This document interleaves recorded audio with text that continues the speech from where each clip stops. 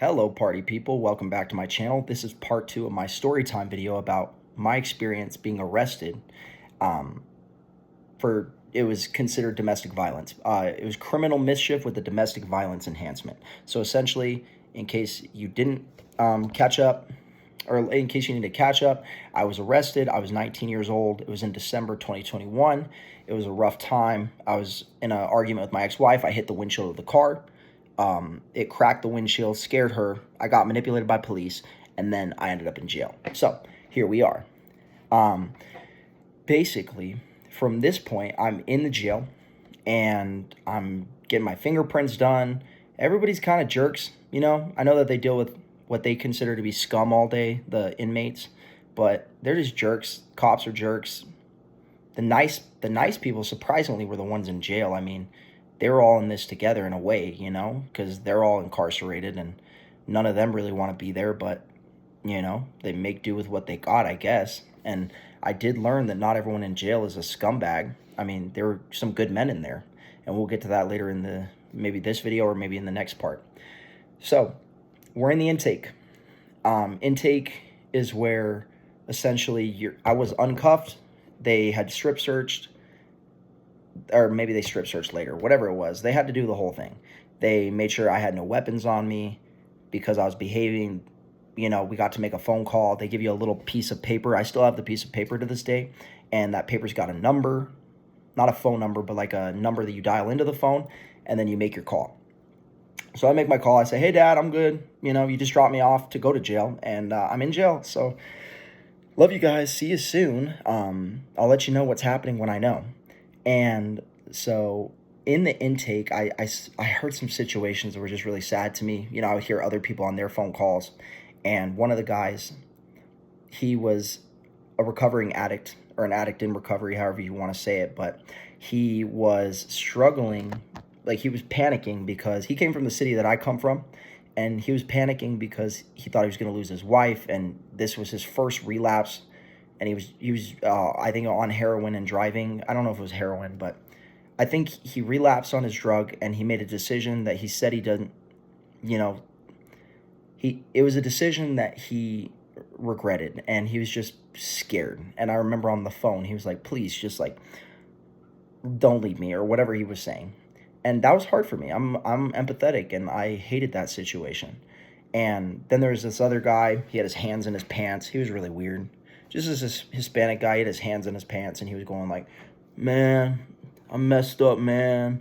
I did it again, man. And he just kept talking like that. So anyway, but he seemed to take it less seriously, you know? One guy, it was the worst day of his life. One guy, it was just another day in the joint, you know?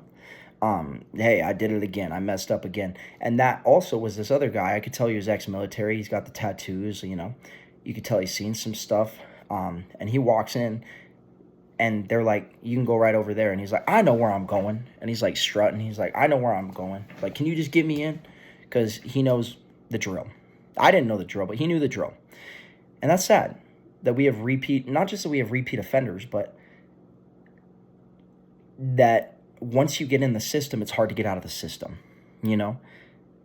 Recidivism rates are really high. Well, a lot of people go back to jail once they've been before, especially if they're on substances, or if they're struggling with something like maybe they're former military. A lot of them are in jail because they're suffering, and drugs and alcohol are a way to cope with that. So if you wonder why I hate alcohol so much, look no further than the people who are suffering because of it. So we get in, we're chilling. I'm just waiting. I'm waiting for hours. I'm waiting. I think I turned myself in at 10 a.m. just so I could, I don't know, sleep in or get ready and, like, you know, do my thing. So by 6 o'clock, so I'm waiting like 8 hours. They give me this crappy, disgusting sandwich, and they give me like an apple that's just gross. I'm like, you guys really can't, I know you can afford better than this. Are you kidding me? I know you're in jail that's on a budget. I don't care, bro. It's just dehumanizing, the way that they like to treat people in jail. And whatever, if you're hard on crime and you're like, screw you, eat crap, that's your prerogative, but these are humans. So some of them don't deserve basic human rights. You know who you are if you are hurting children. But for the most part, most people are good, and they don't deserve bad treatment. So basically what I'm saying is that you have, what happened next? The judge went home for the day. They said, yeah, your case is going to be reviewed by a judge today. I didn't get in by the deadline, so they put me in a jumpsuit. They strip searched me. They put me in a green jumpsuit. I was like, crap, what does this color mean? Am I in danger because of the color I'm wearing? Um, thank goodness I'm not a predator, because I don't know how it goes in jails, but in prisons, they don't like those guys. And so anyway, I thought I was going to go to a 2-man cell. I'm stripped down. I got my green jumpsuit, my ugly orange sandals that kind of look cool. They're like slides that were orange, bright orange and dark green suit. And I end up in, I think I'm going to go to a 2-man cell, like just me and one other guy. And that kind of freaked me out. I'm not going to lie. That was terrifying. I was like, who are they going to put me with? So they end up walking me through the corridor, walking through the little main area where there's people on the phones, because there are phones. And we end up getting, they take me to a place that's like a dorm, kind of.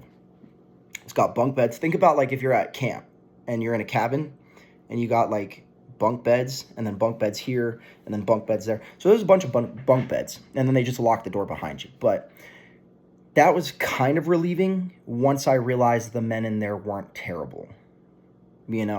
I was really awkward. People knew it was my first time. They were asking me, is this your first time? And I'm like, unfortunately, I don't really, do this whole jail thing a lot. And I made mistakes because I should have kept my mouth shut and just kind of shut up, And my thought process was, if I ask anyone any questions, if I say anything wrong and someone gets upset about it, I'm shut down for the rest of the day. But, I end up saying something stupid. I go like, what did I say? It was so stupid. Everyone was just being like really awkward. And I just went, so how's everyone doing? What a stupid question. You're so stupid. Don't say that if you go to jail, you moron. So anyway, and I also remember there's this guy named Anthony, and I saw him. I see him laying on his back, on like I just see his mouth. The shadow is covering his eyes. And he goes, with like, it looked like a grill. Think about like Post Malone's grill. And he goes, is it your first time? And he's like, yeah, I thought so. And that was like out of a movie. This whole experience felt like it was out of a movie. I never thought I'd be going through this.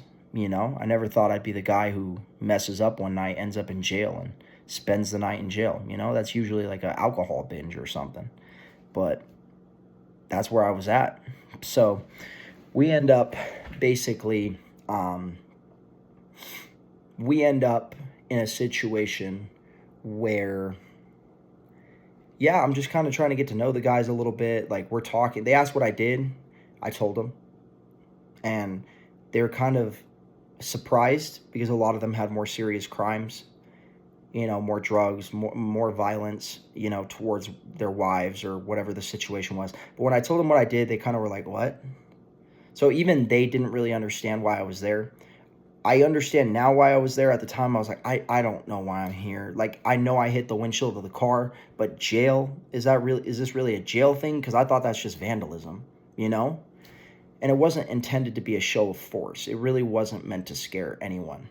It was out of frustration. You can make bad decisions out of frustration that will haunt your life, so don't do it. So anyway, we're spending the night. We eat our crappy meatballs with gravy. It was disgusting. It was really trash, and I hated it. I ate that. I remember we were talking to one guy, and my son has a Bible name, and this particular inmate, we're in Utah, so even the inmates, they're very fond of the church, a lot of them. A lot of them were members. This particular inmate was a really good guy, and he's committed some very serious crimes, but he genuinely treated me with respect when I was in there, and I really appreciated him. And so we're in the situation where he served his mission in Italy, and he had a tattoo of the boot. And it's ironic, a missionary coming home and getting a tattoo of the boot, the Italy boot, with the color of the flag, so it's green, white, red.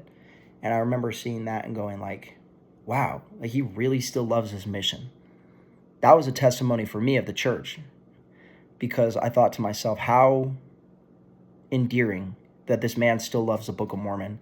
He's suffering right now. He's struggling. He's not straight edge. He's off the straight and narrow path in a lot of ways, but he loved his mission so much he tattooed that down his entire chest. That was the little green thing that was peeking out the entire day. I didn't know what the tattoo was. I thought maybe it was a tree. And so that was a very interesting moment for me. I just remember a lot of these guys had already been there before. But, oh yeah, I was saying my son has a Bible name, and my son that was about to be born at the time, because he was 9 days away from being born at the time. And I thought, I was terrified. I was like, yeah, he's going to be born, and I'm not going to see him. Like, they're going to take him away from me. I'm never going to see him. I thought that I was never going to see my son again. I thought I would have no parental rights.